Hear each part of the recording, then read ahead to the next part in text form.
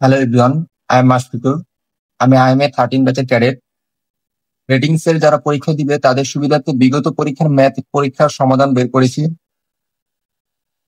1 নম্বর প্রশ্ন, sec a plus 10a is equal two 5/2 হলে sec a minus 10a is equal two what? তাই আমরা জানি sec square a minus 10 square a is equal to 1। তাহলে একটা আমরা সূত্র জানি a square minus b square is equal two a plus b into a minus b। তাই এই sec square minus 10 square a square minus b square বলতে পারি। তাহলে আমরা লিখতে পারি যে sec a minus 10a into sec a plus 10a is equal to 1।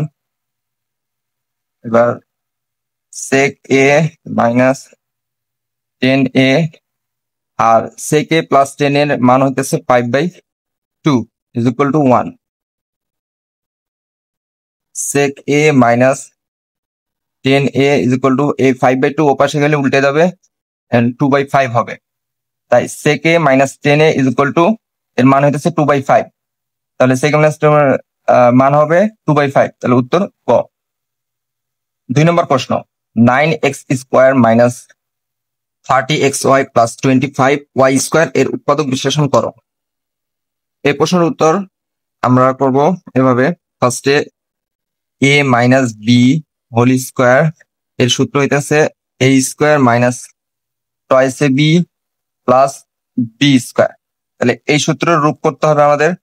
তাহলে 9 কে আমরা লিখতে পারি অবশ্যই 3x square minus toys 3x, এটা পরে লিখলাম। এখানে প্লাস b স্কোয়ার হবে 5y হোল স্কোয়ার। তাহলে এখানে 5y বসাতে হবে। তাহলে 5 দুগুণা 10 আর 3 মানে 30। তাহলে 30xy হচ্ছে। তাহলে সূত্র অনুসারে 3x minus 5y whole square. তাহলে আমরা লিখতে পারি 3x minus 5y into 3x minus 5y। তাহলে এটা কোথায় আছে? 3x minus 5y, 3x minus 5y, 3x minus 5y। তাহলে গ, উত্তর গ। 3 নম্বর প্রশ্ন, cos a minus cot a is equal to 4/3 হলে cos a plus cot a is equal to কত? তাই আমাদের প্রথম সূত্র হচ্ছে cosec square a minus cot square a is equal to 1। তাহলে আমরা সহজে লিখতে পারি cosec a minus cot a, cosec a plus cot a is equal to 1।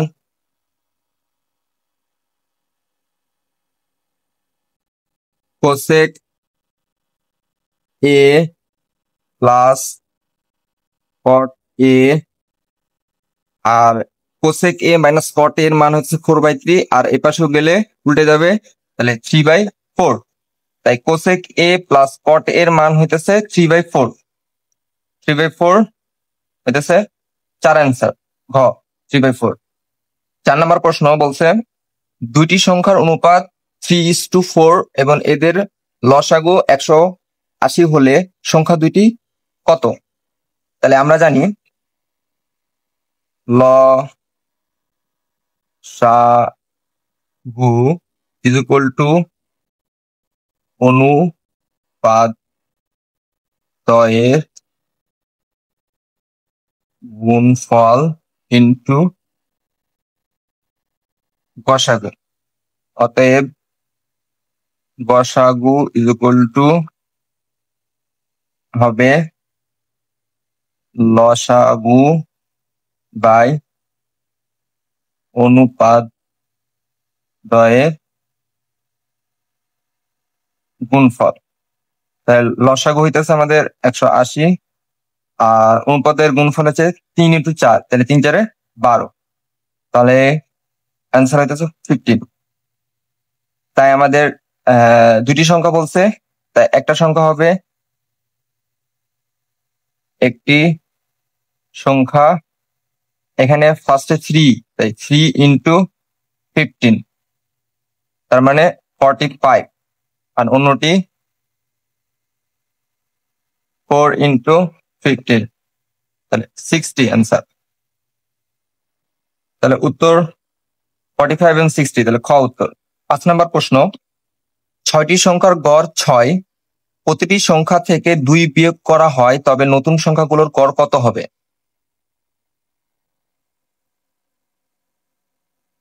6টি সংখ্যার গড় হইতেছে 6টি সংখ্যার গড় 6 এবং সমষ্টি 6 ইন্টু 6, তাহলে 36। প্রতিটি সংখ্যা থেকে প্রতিটি সংখ্যা থেকে 2 বিয়োগ করা হলে সমষ্টি is equal two 36 minus 6 minus 2 হবে। তার মানে 36 মাইনাস, এটা 6 ইন্টু 2 হবে, 6 ইন্টু 2 6 2 12, তা হইতেছে 24। এবার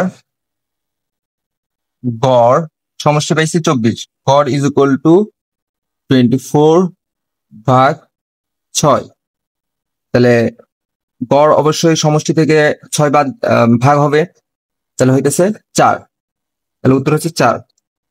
নতুন সংখ্যার গড় হবে 4, তাহলে উত্তর খ। 6 নম্বর প্রশ্ন, a plus B is equal to 8 এবং A B is equal to 10 হলে a মাইনাস বি হোল স্কোয়ারের মান কত? তাই আমরা জানি a মাইনাস বি হোল স্কোয়ারের সূত্র হচ্ছে a plus B whole square minus 4ab। তাই a প্লাস বি এর মান দেওয়া আছে 8 স্কোয়ার মাইনাস 4 ইন্টু a বির মান আছে 10, তাহলে লিখতে পারি 8 64 মাইনাস 40, তাহলে 4, অ্যান্সার 4, খ উত্তর। 7 নম্বর প্রশ্ন, যে চতুর্ভুজের এক জোড়া বিপরীত বাহু সমান্তরাল একে ট্রাপিজিয়াম বলে, 2 মিটার সমান কত ফুট? আমরা জানি 1 মিটার সমান 3.28 ফুট, অতএব 2 মিটার সমান 6.56 ফুট হবে। তাহলে 6.56 কোথায়? ক, অ্যান্সার ক, 8 নম্বর অ্যান্সার ক। 9 নম্বর, একটি বৃত্তের ব্যাসার্ধ আর হলে তার পরিধি কত? এটা সূত্র 2πr, গ উত্তর। 10 নম্বর প্রশ্ন, cos theta is equal to half হলে cot থিটার মান কোনটি? তাই ফার্স্টে cos থিটা কে স্কোয়ার করব, তাহলে স্কোয়ার করলে হবে 1/4।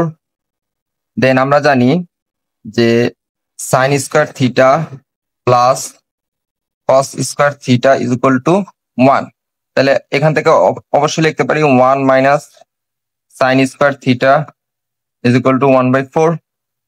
দেন লিখতে পারি sine square theta is equal to 1 minus 1/4, দেন ই করলে ভগ্নাংশ করলে ভাঙলে 3/4 হবে, 3/4।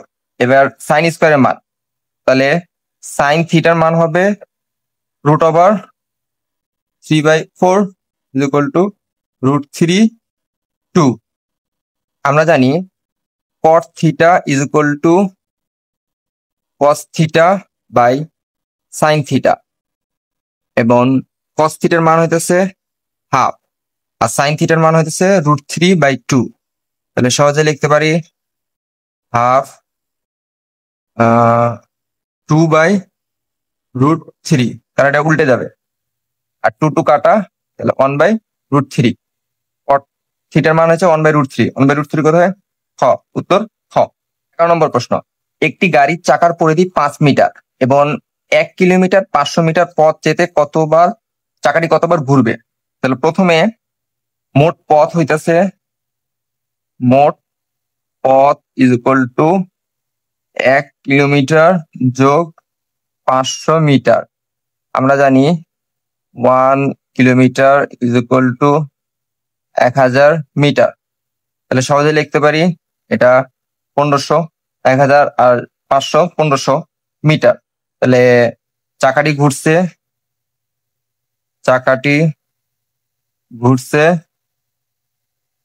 1500 বাই, আর পরিধি হতেছে, চাকার পরিধি হচ্ছে 5, তাহলে 5 দ্বারা ভাগ, অতএব 300 বার।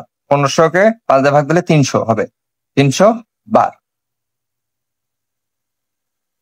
12 নম্বর প্রশ্ন, যে কোনো ত্রিভুজের দুটি বাহু দেওয়া থাকলে এবং একটি বিপরীত কোণ দেওয়া থাকলে সর্বাধিক কয়টি ত্রিভুজ আঁকা যাবে?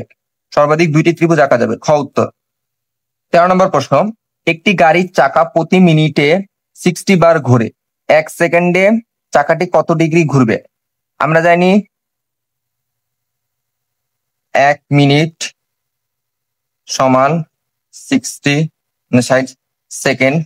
তাহলে অতএব দেখতে পারি চাকাটি 60 সেকেন্ডে ঘোরে 90 বার।